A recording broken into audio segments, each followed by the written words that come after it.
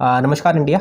मेरा नाम जय है और आज हम लोग डिस्कस करने वाले हैं अंडरटेकिंग वाले कैंडिडेट्स को स्कूल प्रिंसिपल्स ज्वाइन नहीं करने दे रहे हैं और बहुत सारी जगह से कॉल्स आ रहे हैं स्टूडेंट्स के कि उनको ज्वाइन नहीं करने दिया जा रहा और काफ़ी दूर दूर बच्चे गए हुए हैं, तो उनको ज्वाइन करने में काफ़ी समस्या आ रही है। जैसे कि उन्होंने EWS का 2022 और 23 का जो सेशन होता है फाइनेंशियल ईयर, उसका उन्होंने EWS का सर्टिफिकेट मांगा है। OBC वालों से NCL मांगा है और OBC का सेंट्रल फॉर्मेट पे सर्टिफिकेट मांगा है 2022 का। मतलब काफ़ी कन्फ्यूज़न क्रिएट कर रखी है बच्चों के साथ और काफ़ी स्ट्रिक्टली बिहेव कर रहे हैं जो प्रिंसिपल्स हैं। RO में तो कोई बात ही नहीं कर रहा है। तो बहुत सारी ऐसी चीज़ें देखने को मिल रही है जिससे बच्चे बहुत परेशान हैं। उन्होंने इतनी मेहनत करके जॉब अचीव की और फाइनली जब वो ज्वाइनिंग के लिए गए हैं तो ज्वाइन करने दिया नहीं जा रहा।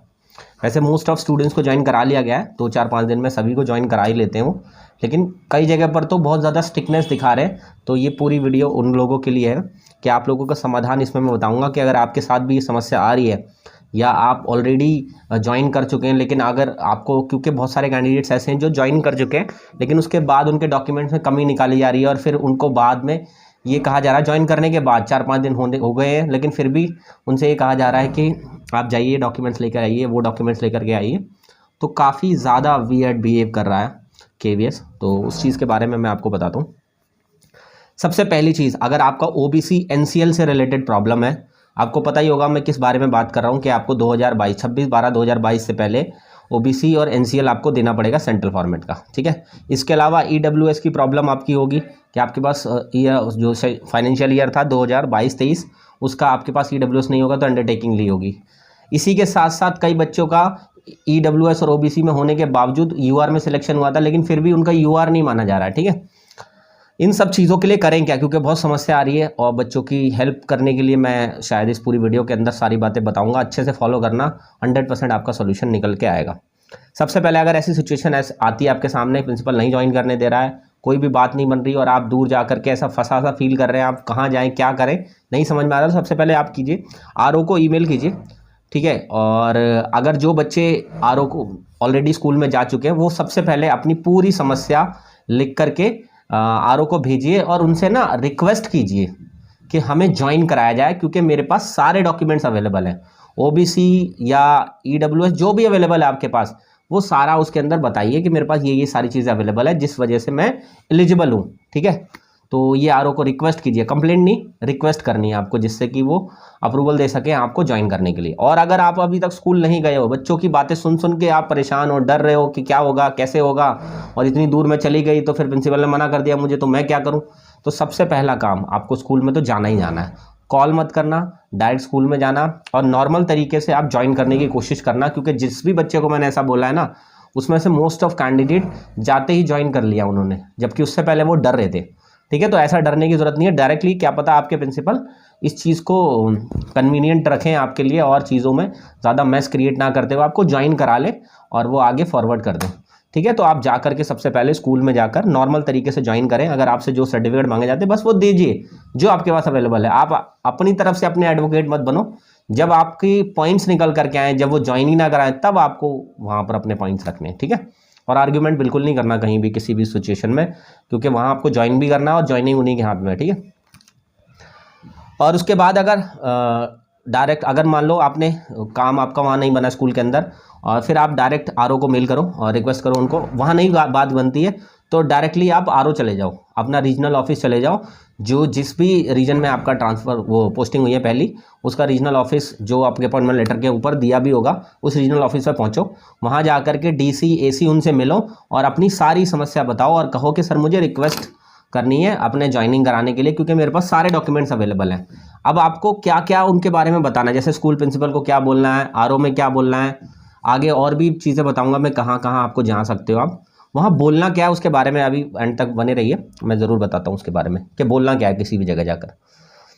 और अगर वहाँ भी काम ना बने, RO में भी काम ना बने, तो आप हेडक्वार्टर चले जाओ। दिल्ली हेडक्वार्टर है, अगर आपके नियर बाई पड़ता है तो आप दिल्ली हेडक्वार्टर जरूर जाओ, ठीक है। या किसी और को भेजो दिल्ली हेडक्वार्टर, आपकी फैमिली से कोई भी जो नियर बाई दिल्ली रहता हो उसको भेजो, ठीक है, अगर आप रीजन में गए हुए हो तो।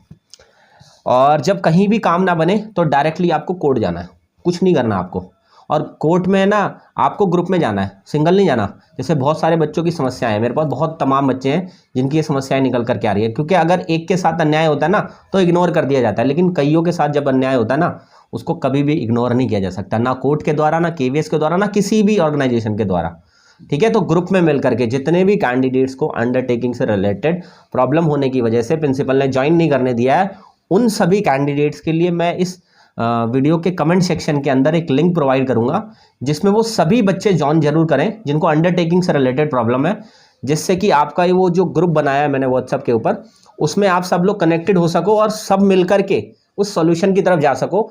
जैसे कि मैं बात कर रहा हूँ कोर्ट केस की, तो अगर आपका कहीं भी बात नहीं बनी ना तो 100% कोर्ट केस करना, पहली या दूसरी हियरिंग के अंदर ही आपको आपका फ्रूटफुल रिजल्ट मिल जाएगा। पीछे मत रहना, साथ मिलकर के केस करोगे तो सबसे पहली चीज़ सुनवाई अच्छे से होगी और आपको न्याय ज़रूर मिलेगा। और सेकंड थिंग कि आपका जो खर्चा होगा वो बिल्कुल नाम मात्र हो जाएगा। ठीक है, अगर ज़्यादा लोग उसके अंदर शामिल होंगे तो मैंने जो ग्रुप क्रिएट किया है उसका वीडियो में लिंक दे दूंगा मैं आपको, वहाँ से जा करके ज्वाइन कर लेना फटाफट। और फिर आपके आगे के प्रोसेस को भी मैं टाइम टू टाइम गाइड करता रहूँगा, क्योंकि आप में से कोई भी बच्चा जो अंडरटेकिंग की वजह से ज्वाइन नहीं कर पाया, ऐसा नहीं होना चाहिए। 21 तारीख से पहले सभी को ज्वाइन करना है, जितने भी बच्चों का फाइनल लिस्ट में नाम आया था। क्योंकि ऑलरेडी डिजर्विंग कैंडिडेट को उन्होंने सेलेक्ट नहीं किया, लेकिन आप लोगों को सिलेक्ट किया है, तो प्लीज़ आप डॉक्यूमेंट्स जो वो कह रहे हैं उसके अनुसार आप बोल रहे हैं कि वो लेकर के आइए, लेकिन आप ऑलरेडी एलिजिबल हो। ठीक है, तो परेशान ना हो। चलिए आगे बढ़ते हैं। और अब मैं आपको थोड़े लीगल पॉइंट समझाता हूँ।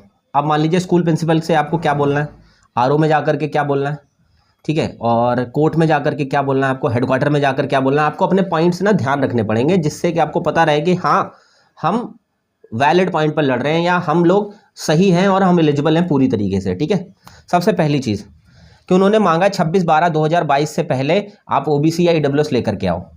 तो किसी बच्चे के पास 2022 से पहले का ईडब्ल्यूएस होगा, है ना, किसी बच्चे के पास ओबीसी 2022 से पहले का होगा।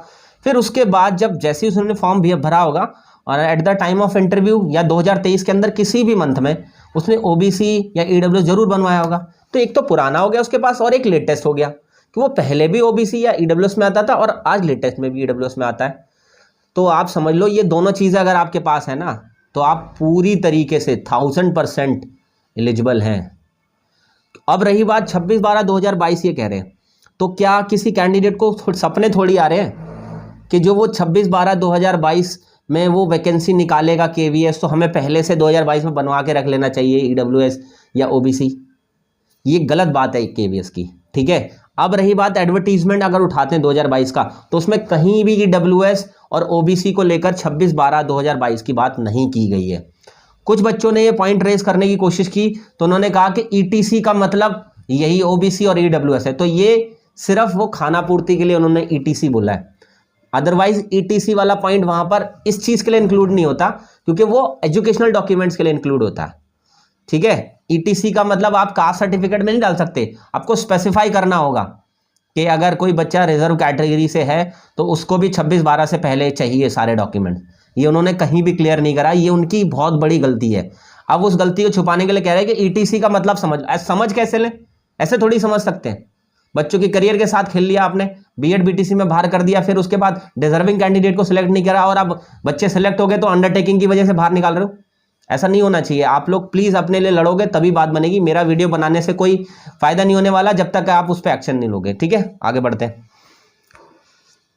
और इसी बीच आप क्या कर रहे हैं, आप या आपकी फैमिलीज में से कोई भी पर्सन जाकर के तहसीलदार से या एसडीएम से जाकर के ना किसी अपने पुराने सर्टिफिकेट के ऊपर ही लिखवा लो कि आप 2022 के अंदर ईडब्ल्यूएस में थे, या ओबीसी का है तो ओबीसी एनसीएल में भी आप 2022 में आते थे।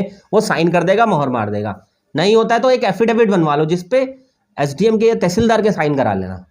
ठीक है, अगर वो लिख करके दे देते हैं, अब इसके अलावा कोई वैलिड पॉइंट उनके पास नहीं है आपको इनएलिजिबल बनाने के लिए।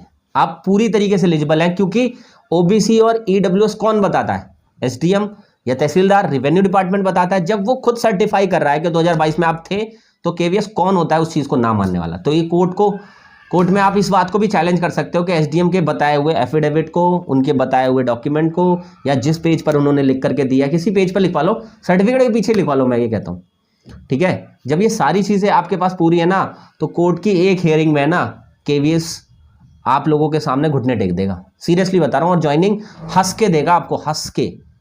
ठीक है, एक ये पॉइंट ध्यान रखना, ये इस बीच में करा लो लेकिन, क्योंकि अगर आप ये भी करा लेते हो तो आपने सोने पे सुहागा वाला काम कर दिया। ठीक है, और इसके अलावा मैं ये भी कहना चाहता हूँ कि जब already document verification at the time of interview हो चुका है, तो अब ये दोबारा ड्रामा करने की क्या जरूरत है? अगर ये दोबारा ही ड्रामा करना था तो इंटरव्यू के टाइम पे डॉक्यूमेंट वेरिफिकेशन करने की क्या जरूरत थी? इतने सारे कैंडिडेट को तुमने इंटरव्यू भी नहीं देने दिया। जब सब कुछ डॉक्यूमेंट वेरिफिकेशन उसी टाइम पर हो गया, तो अब क्या पॉइंट वैलिड रह गया डॉक्यूमेंट वेरिफिकेशन का? ये सरासर गलत है, बिल्कुल इलीगल है, बिल्कुल असंवैधानिक है, नॉन कॉन्स्टिट्यूशनल है ये। ठीक है, किसी भी रिक्रूटमेंट प्रोसेस का एक रूल होता है, सेट ऑफ रूल से वो प्रोसेस कराती है और उसी के तरीके से ज्वाइनिंग कराती है। अगर अपनी मनमानी चलाएगी तो 100% कोर्ट आपकी मदद करेगी।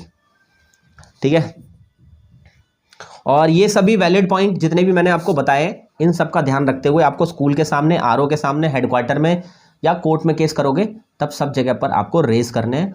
101% आपका समाधान होगा, आपकी ज्वाइनिंग होगी, और फिर आप जब ज्वाइनिंग हो जाएगी तब मुझे ज़रूर याद करोगे कि हाँ, मैं ये सारे पॉइंट्स को लेकर के आपके साथ बना रहा और चीज़ों को मैंने बताता रहा, गाइड करता रहा, क्योंकि 21 तारीख से पहले ही समय है। बाकी ग्रुप में ज्वाइन करो, और ग्रुप में मैं आप सब लोगों को जो सिमिलर, सिर्फ ग्रुप में वही ज्वाइन करेंगे जिनका अंडरटेकिंग से रिलेटेड प्रॉब्लम है और उनको ज्वाइन नहीं करने दिया जा रहा। केवीएस के स्कूल प्रिंसिपल उनको मना कर रहे हैं। आप सब लोगों को इकट्ठा करके आप सब लोगों के लिए एक ही रणनीति के तहत काम किया जा सकता है और चीज़ों में आप सब के लिए बेटरमेंट किया जा सकता है। और कोर्ट भी जाना पड़ा तो आप सब लोग मिलकर जाओगे तो जल्दी न्याय मिलेगा। ठीक है, मतलब आपको ज्वाइनिंग जल्दी मिल जाएगी। और रही बात एक्सटेंशन के लिए, तो एक्सटेंशन भी मिल जाएगा इस बीच में जब तक आपका कोर्ट केस चलेगा, वो भी तरीका मैं बताऊंगा। चलिए, बाकी किसी और चीज़ों के लिए, मतलब अंडरटेकिंग से रिलेटेड कोई और समस्या होगी तो मैं ज़रूर आप लोगों के लिए वीडियो लाऊंगा। तब तक के लिए आप लोग ग्रुप में कनेक्ट हो जाओ और फटाफट अपनी समस्या का समाधान करो और 21 से पहले ज्वाइन करो। मेरी पूरे एफर्ट्स हैं कि मैं आप लोगों के लिए जो कर सकता हूँ वो कोशिश करूँगा। ठीक है, चलिए, ओके, ऑल द बेस्ट।